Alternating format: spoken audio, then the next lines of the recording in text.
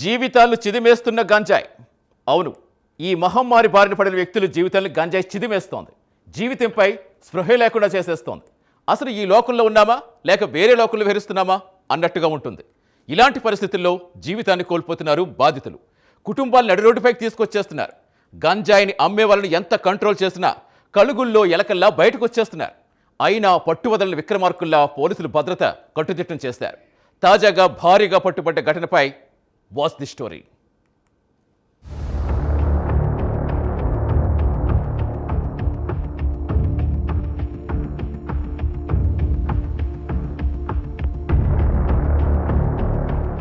అన్నమయ్య జిల్లాలో గంజాయిని అక్రమంగా తరలిస్తున్నారు. ఈ అక్రమ రవాణాపై పోలీసులు కఠిన చర్యలు చేపట్టారు.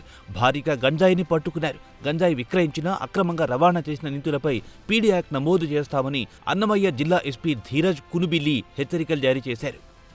మాదక ద్రవ్యాల వల్ల యువత భవిష్యత్తు నాశనమవుతోందన్నారు. గంజాయి రవాణాను సమూలంగా అణిచివేస్తామని స్పష్టం చేశారు.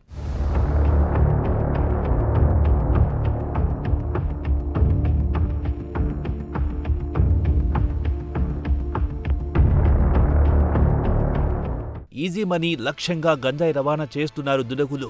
నెల్లూరు నుంచి అనంతపురంకు గంజాయిని తరలిస్తున్న ఇద్దరు నిందితులను అన్నమయ్య జిల్లా పోలీసులు అరెస్ట్ చేశారు. నిందితులను నాగరాజు, సుగుణగా గుర్తించారు. వీరి వద్ద నుంచి సుమారు 45 లక్షల విలువైన 180 కేజీల గంజాయిని పట్టుకున్నారు. రవాణాకు ఉపయోగించిన ఆటోను స్వాధీనం చేసుకున్నారు. ఇంత భారీ స్థాయిలో గంజాయి పట్టుబడ్డం జిల్లాలో కలకలం రేపింది. నమస్కారం అండి. మనం నిన్న అన్నమయ్య జిల్లాలో మరొకసారి గంజాయి ర్యాకెట్ ని మనం బస్ చేయడం జరిగింది. ఇందులో మదనపల్లి తాలూకా లిమిట్స్ లో ఒక ఆటోలో ఆనియన్స్ మరియు గంజాయి కలిపి తరలిస్తున్న సందర్భంలో మన పోలీస్ వాళ్ళు మధ్యాహ్నం ఈ ఆటోని ఇన్సర్ట్ చేసి దానిలోని ఇద్దరు వ్యక్తులు ఈ గంజాయి తరలిస్తున్నట్టు గుర్తించి మొత్తం 179 కేజీల గంజాయిగా అంతా నిర్ధారణ చేసి ఆ ఇద్దరు పర్సన్స్ ని కూడా అరెస్ట్ చేయడం జరిగింది.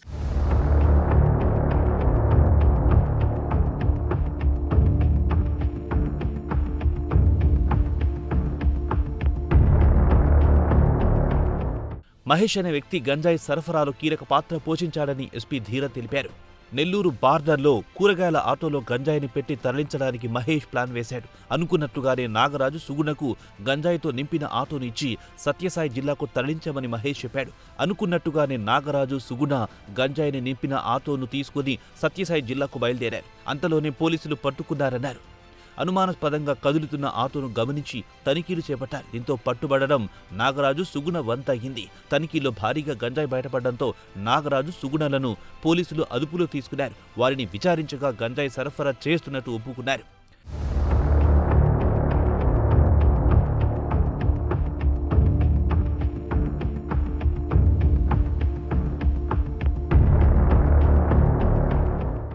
గంజాయి అక్రమ రవాణా వెనుక పెద్ద ముఠా ఉందని అనుమానించారు జిల్లా ఎస్పీ ధీరజ్. ప్రధాన నిందితుడైన మహేష్ను తొందరలోనే పట్టుకుంటామన్నారు. మాదక ద్రవ్యాల నియంత్రణలో భాగంగా జిల్లాలో ప్రత్యేక నిఘా ఏర్పాటు చేసినట్టు వివరించారు.